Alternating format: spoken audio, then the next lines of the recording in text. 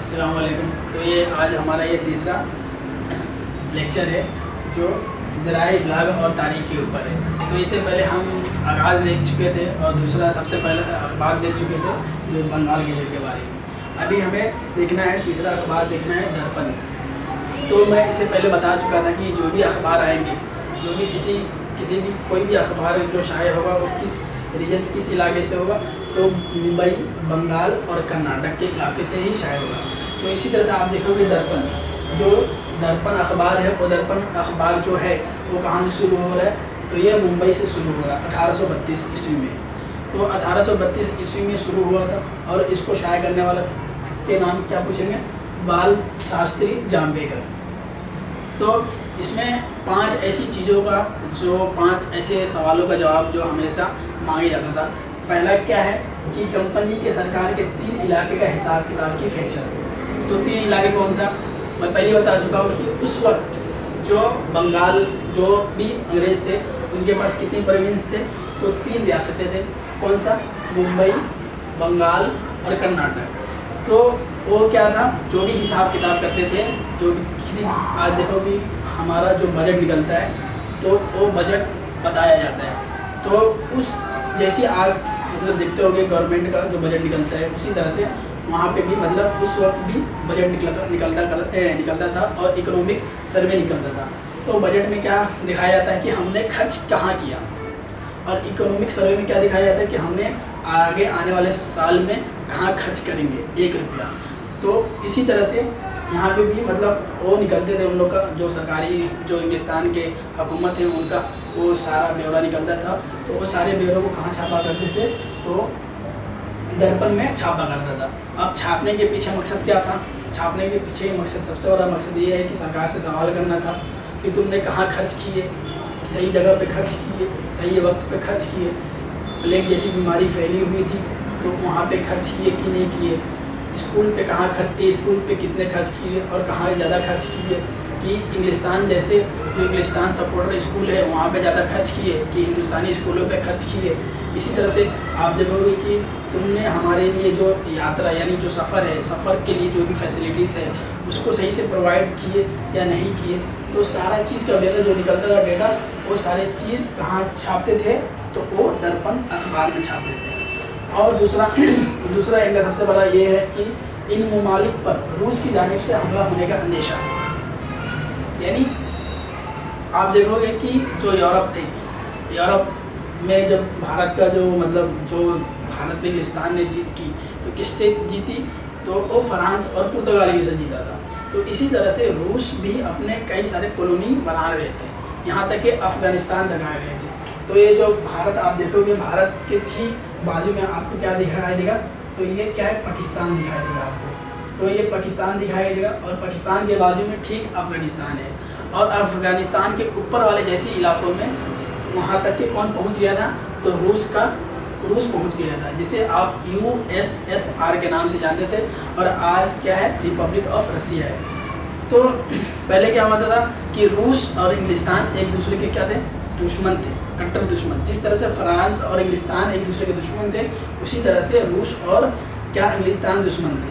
तो वहाँ जो भी इंग्लिस्तान के कॉलोनी थे, कॉलोनिज़म जो भी कहाँ जहाँ तक की थी, वहाँ पर हमेशा किसका खतरा हुआ करता था, तो रूस का खतरा हुआ करता था और रूस और फ्रांस का खतरा होता था। तो उस वक्त तो रूस बहुत ज़्यादा काफ़ी ताकतवर में थे, तो इसलिए हमेशा वहाँ पर रूस की जानिब से जो भी खतरा अंदेशा हुआ करता था, उसके लिए तुमने क्या इंतजाम किए कि तुमने जो अफ़गान से बॉर्डर, क्योंकि उस वक्त क्या था, इंडिया और पाकिस्तान एक साथ जुड़े हुए थे, तो तुमने जो बॉर्डर अफ़गान से लगे हुए थे वहाँ पे तुमने फ़ौजी की दस्तक कितने भेजे हैं, वहाँ पे जो हमारी हिफाजत के लिए क्या क्या तुमने वहाँ पे बैठाए, ये सबका क्या किसमें छापते थे, तो वो दर्पण में छापते थे। तीसरा क्या था, सरकारी सफाई तंजीमों का मुकर्रर।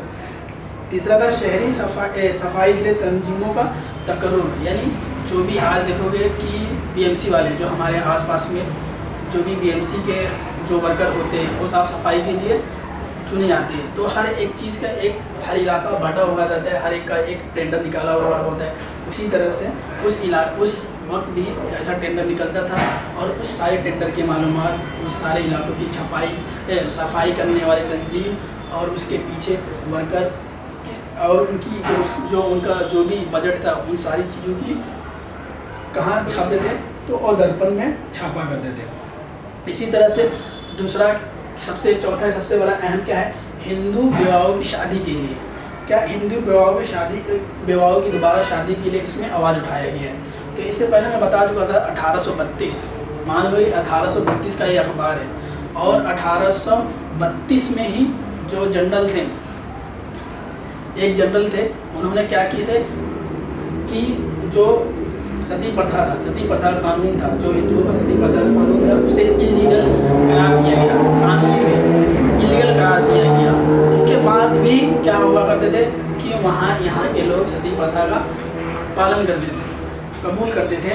तो उन्होंने क्या किए कि इस दर्पण अखबार के जरिए क्या किए, अपने जो समाज थे जहाँ पर लड़कियों को जला दिया करते थे, तो वो क्या करते थे, जलाने को मना किया गया। उनकी दोबारा शादी के लिए जो भी कोशिश, जो भी निज़ाम था उनको कायम किया गया और जहाँ तक हो सके वो भारत के लोगों यानी भारत के विवाह को बचाने की कोशिश की। इसी तरह से आप देखोगे कि कलकत्ता में थिएटर की इब्तिदा, कलकत्ता जो में थिएटर की इब्तिदा हुई तो उसकी सारी मालूमात इसमें दी गई, दर्पण में दी गई। तो दर्पण किस इलाके रीजन में थे, तो दर्पण जो रीजन था ये मुंबई का रीजन था। आप देखो ये मुंबई एक रियासत थी, पहले वाली मुंबई नहीं, उस टाइम का मुंबई का इतना बड़ा रियासत था। और ये जो बंगाल रियासत था और ये क्या था, कर्नाटक रियासत। तो आप क्या देखोगे कि मुंबई में जो बंगाल में थिएटर यानी कलकत्ता में जो थिएटर इब्तिदा हुई उसकी मालूमात कहाँ दी गई, मुंबई में दी गई। तो इस तरह से क्या हुआ, मैसेज को एक जगह से दूसरी जगह पहुंचाया गया। मुंबई के लोगों को भी मालूम चला कि हमारे कलकत्ता में थिएटर की इब्तिदा हो चुकी है और थिएटर भी आज देखोगे थिएटर भी बहुत सारे एक मैसेज का माध्यम, एक जरिया है। क्यों, क्योंकि आप देखोगे कि मुन्ना भाई MBBS से बहुत सारे कानून बने। जैसे पहले क्या हुआ, पहले क्या करते थे कि एक्सीडेंट होने के बाद पुलिस आया करती थी। एक्सीडेंट होने के बाद क्या करते थे, पुलिस जब तक पंचनामा न करे उसका इलाज नहीं हुआ करता था। लेकिन जैसी मुन्ना भाई MBBS फिल्म आई और उसमें एक स्लोगन है कि फॉर्म भरना ज़रूरी है क्या, तो उससे क्या किया सरकार ने सीखे और सरकार ने कानून को चेंज किया कि एक्सीडेंट होने के बाद में पंचनामा होगा, पहले उस शख्स का उस अफराद का क्या होगा, पहले इलाज किया जाएगा। तो इस तरह से क्या किया, दर्पण में अपने थिएटर का मालूमात दी गई। और सबसे आखिरी छठा देखोगे कि राजा राम मोहन राय की इंग्लिस्तान में कारकर्दगी। अब राजा राम मोहन राय कौन थे, तो ये आधुनिक भारत का यानी मॉडर्न इंडिया का नेता माना जाता है, रहनुमा माना जाता है राजा राम मोहन राय। कौन थे, राजा राम मोहन राय।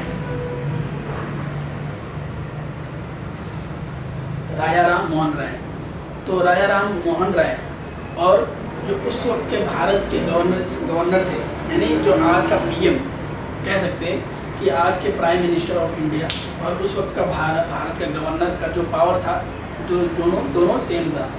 तो उस वक्त जो राजा राम मोहन राय और उस वक्त का जो गवर्नर जनरल था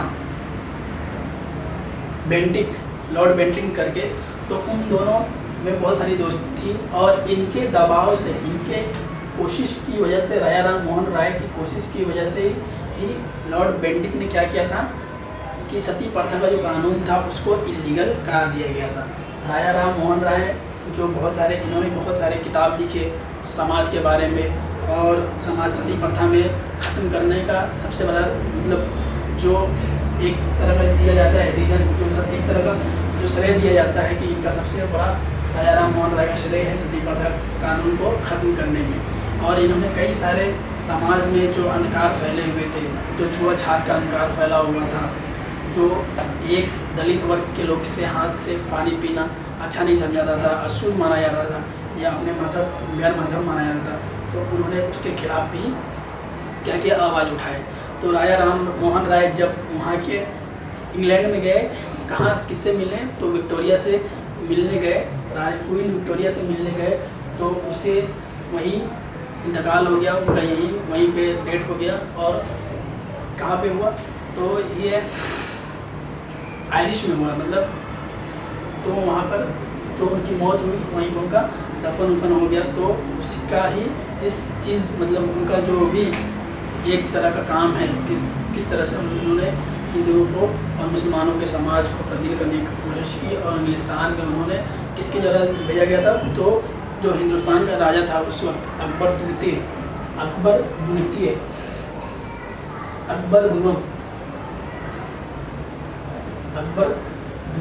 तो अकबर दुगम के जरिए इन्हें भेजा गया था इंग्लिस्तान में राजा राम मोहन राय को रानी विक्टोरिया से मिलने के लिए। और रीज़न क्या था, कारण क्या था, तो वजह ये थी कि जो अकबर दुगम को जो पेंशन मिलता था इंग्लिस्तान के हुक्मरान के जरिए वो बहुत कम था, तो बढ़ाने के लिए, सिफारिश करने के लिए तो इन्हें भेजा गया हुआ था। तो आई होप, मुझे लगता है कि आपको मतलब कुछ समझ में आया होगा। अगर नहीं समझ में आया हो तो आप पंच कर सकते, कमेंट कर सकते हो।